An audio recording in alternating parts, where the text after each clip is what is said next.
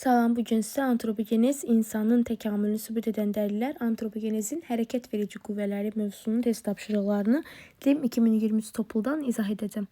Birinci suala baxaq, antropogenezin sosial amilləri hansılardır? Sosial amillərə əməkdir, nitq, təfəkkür, şuur, ictimai həyat tərzi aiddir.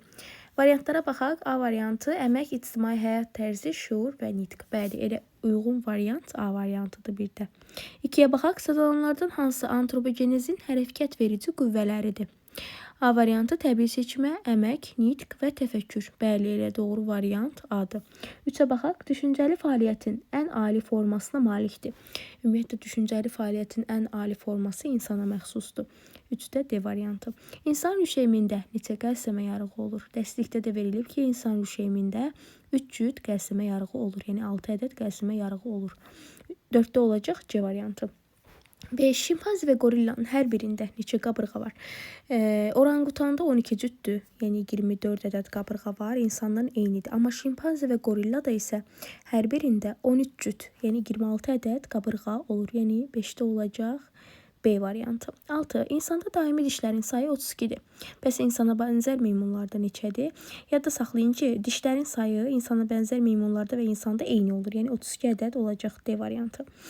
İnsanda təsadüf edən atavizmlər. Atavizm nədir? İnsanın heyvandan əmələ gəldiyini sübut edən dəlillərdir. Misal olaraq, çox tüklü, çox məməli, quyruqlu insanın doğulması atavizmə misaldır. İndi baxaq hansı verilib burada. Bədənin sıx tük örtüyü, quyruqlu qulaq heyvanı. Qulaq heyvanı atavizm deyil. Bədənin sıx tük örtüyü, quyruqlu dırnaqlar. Dırnaqlar da atavizm deyil. C-yə baxaq. Bədənin sıx tük örtüyü, çox məməlilik və quyruqluq. Bəli, quyruqlu insanın doğulması da atavizmə misaldır. Yəni 7-də olacaq C variantı. İnsanda təsadüf edilən rudimentlər. Rudiment nədir? İnsanda bəzi orqanlar öz inkişaf edə bilmir, qalıq halında qalır. Rudimentlərə misal olaraq, məsələn, apendiksi misal göstərə bilərik. Məməlilərdə, məsələn, insanda 3-cü göz qapağını misal göstərə bilərik rudiment orqanlara. Baxaq, A variantı apendiks kürək sümüyü. Xeyr, kürək sümüyü rudiment deyil. 3-cü göz qapağı apendiks seyrək tük örtüyü. Bəli, doğru variant budur. Əgər sıx tük örtüyü desəydi, atavizm götürərdik. Seyrək tük örtüyü deyirsə isə rudimentə aiddir. Yəni B variantı. Əksər məməlilərin bədəninin sıx tük örtüyü. Bəli, baxın, digər sualda izah etdiyim kimi. Sıx tük örtüyü deyirsə atavizmdir. Yəni 9-da olacaq A variantı. 10-cu suala baxaq. Əksər sürünənlər üçün səciyyəvi olan xüsusiyyət, insan üçün isə rudimentdir. Əksər sürünənlər üçün deyir səciyyəvidir, amma insan üçün rudimentdir. Nə olacaq bu? Biz bilirik ki, sürünənlərdə 3-cü göz qapağı inkişaf edib, amma insanda isə rudimentdir. Yəni 10-da olacaq Y variantı. 11-ci suala baxaq. Aşağıdakılardan antropomorfozu göstərin. Antropomorfoz. Nədir antropomorfoz? Əməyin təsiri ilə insanlarda morfofizioloji dəyişikliklər baş verib. Belə dəyişikliklər antropomorfoz adlanır. Məsələn, antropomorfozlara dik yerimə sayəsində meydana çıxıb çoxu. Daha sonra, məsələn, misal göstərə bilərik nəyi? Oma sümüyünün möhkəmlənməsini göstərə bilərik, döş qəfəsinin yanlara doğru genişlənməsi, onurğada esvari əyrilik və s.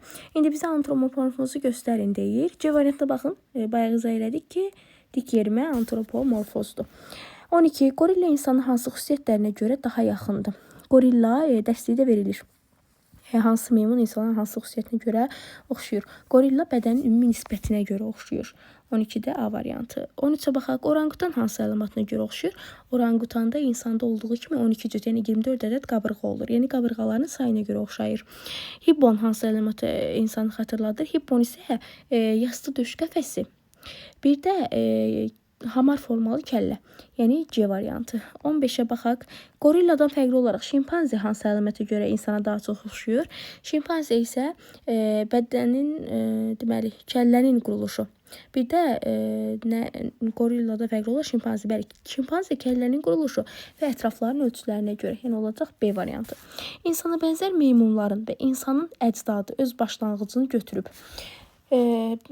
Pişik boyda qədim əcdaddan başlanğıc götürüblər. Həm insana bənzər meymun, həm də insanın əcdadı. Pişik boyda qədim əcdaddan. 17. İnsanın təkamülündə aşağıdakı hansı orqanların irsi dəyişkənliyi nəticəsində insanda aydın nitq yaranmışdır? Aydın nitqin yaranması üçün iştirak edəcək qırtlaq, daha sonra da ağız aparatı əlbəttə ki. 17-də olacaq B variantı. Onurğa sütununun isvari əyilməsi, oma sümüyünün möhkəmlənməsi nəyin nəticəsində baş vermişdir?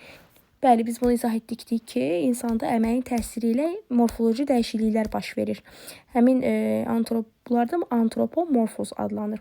Antropomorfoza biz oma sümüyünün möhkəmlənməsini, daha sonra onurğanın isvari əyilməsini misal göstərdik. Antropomorfoz nəticəsində və antropomorfozlardan da dik yerimə nəticəsində bir çoxu dik yerimə sayəsində meydana çıxıb. Antropomorfozların burada da variantda dik yerişə keçid nəticəsində verilmişdir. Yəni C variantı.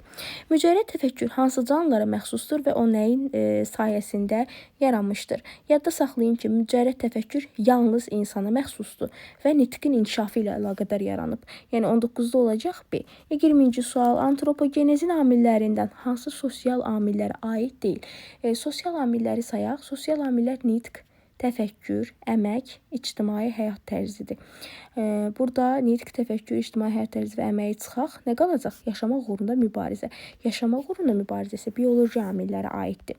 İnsan məməlilər sinifinə aid olduğunu bildirən əlamətlər hansılardır? Baxaq. Burada daxili mayalama xeyir, diri bala doğma xeyir, əzələvi diafraqma, plasenta. Bəli, diafraqma yalnız insandadır, plasentada elə həmçinin 21-də. İnsan məməlilər sinifinə aid olduğunu bildirən əlamətlər hansılardır? Əzələvi diafraqma, hər qulaqda 3 eşitmə sümüyü, süd vəzir. Bəli, uyğun variant A variantıdır. 23-ə baxaq. İnsanın normal fərdi inkişafı zamanı kloaka. Biz dedik ki, insanda kloakada olur.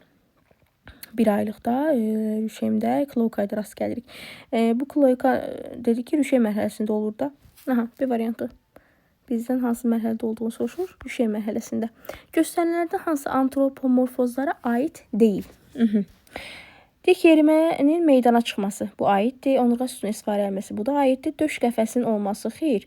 Əgər bizə desəydi ki, döş qəfəsinin yanlara doğru genişlənməsi götürərdik. Amma döş qəfəsinin olması isə antropomorfozlara aid deyil. C variantı.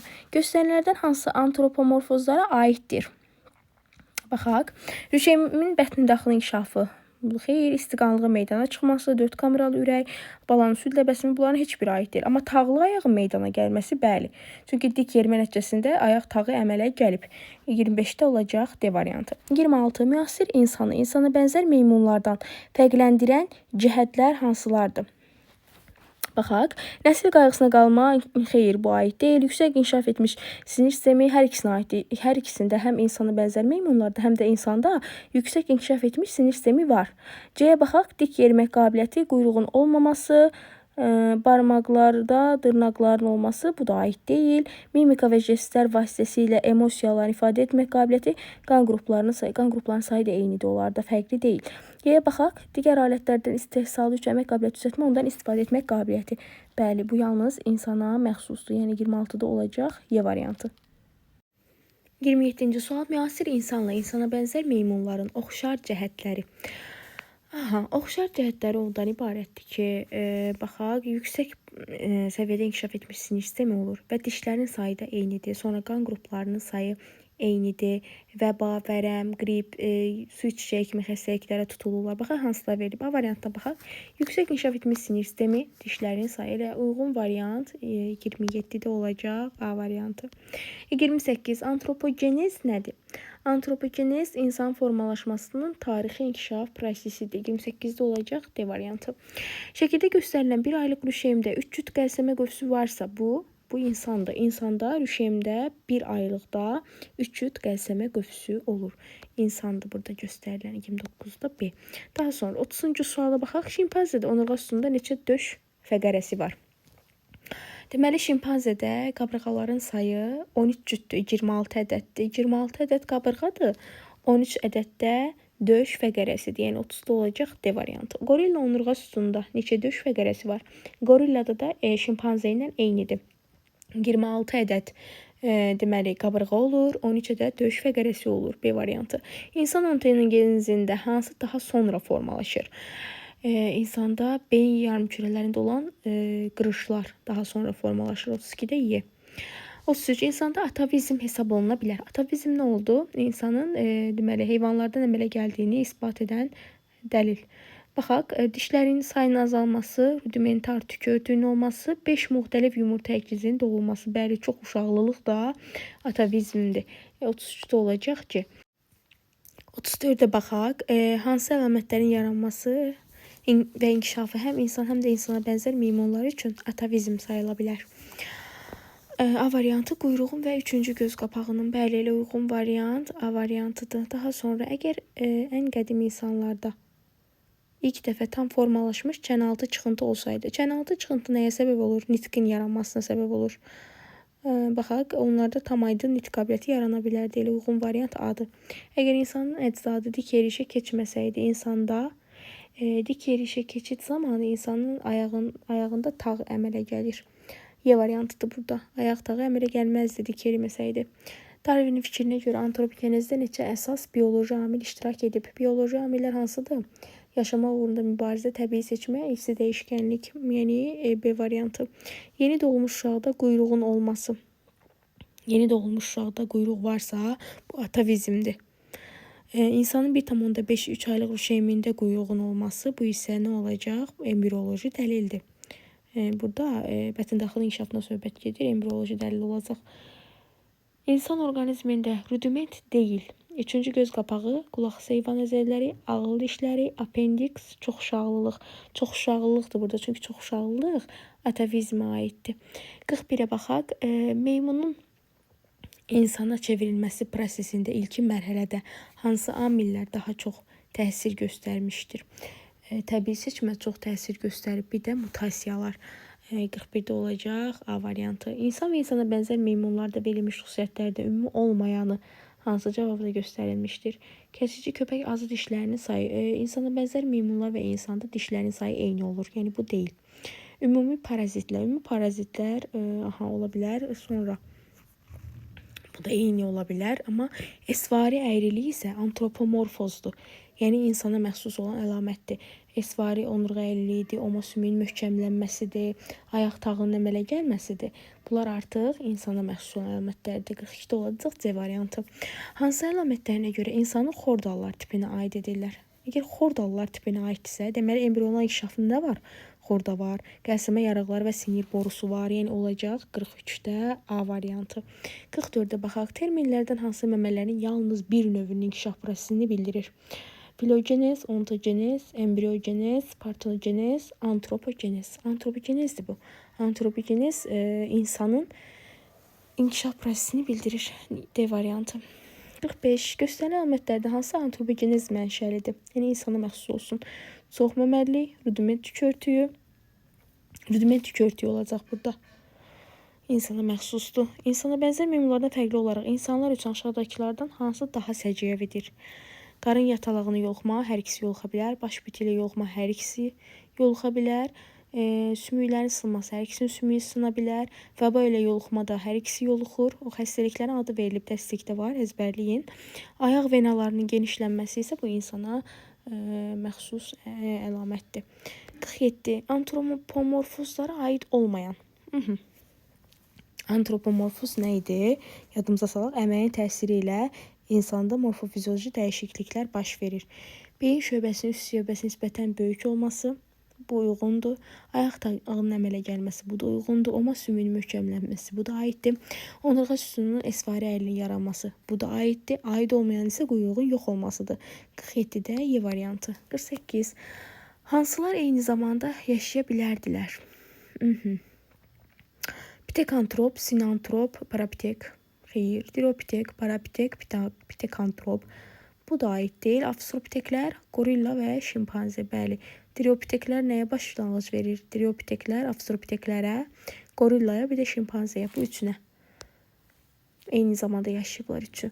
Avstralopiteklər hansı geoloji dövrdə meydana çıxmışdır? Avstralopiteklər harda meydana çıxıb? Neogen dövründə. Hansı bəs erada meydana yaşayıblar, meydana çıxıblar? Kaynozoy erasında. Dövr olaraq, deməli neogəndə, era olaraq kaynozoyda. Yadda saxlamaq lazımdır. 51. 51'e baxaq. Antropogeniz amilləri verilib. Bioloji amillər təbii seçmə. Sonra nədir bioloji amillər? Yaşamaq uğrunda mübarizə və istəyişkənlikdir. Aha, bunları çıxaq. Bizdən sosial istəyir. Bir nə üçün çıxaq? Nitq bəli 3 sosial amildir. Təfəkkür sosial amildir. Suni seçmə ümumiyyətlə amillər arasında deyil. İctimai həyat tərzi də bəli. Deməli, sosial amildir. 3, 4, 6. Antropomorfozlara aid olanlar. Döş qəfəsinin olması. Xeyr. Döş qəfəsinin yanlara genişlənməsi desəydi götürərdik. Amma döş qəfəsinin olması antropomorfoz deyil. Dik yeriməyə meydana çıxması bu aiddir. 2. Döş qəfəsinin yanlara genişlənməsi. Bu da aiddir. Dişlərin ixtisaslaşması. Xeyr. Çənə aparatının yüngülləşməsi. Bəli. 2, 3 və 5. Bu 2-1'e oxşadı. 2, 3, 5. İnsanda embrional inkişaf dövründə formalaşır. Embrionaya bətin daxilində nə formalaşır? Baxaq. Zigot. Bəli, mayalamadan sonra zigot yaranır. Bətin daxilində. Qamet. Qamet xeyr. Qametin yaranması hələ uşaq böyüyəndən sonradır. Doğulduqdan sonradır. 3. Blastula.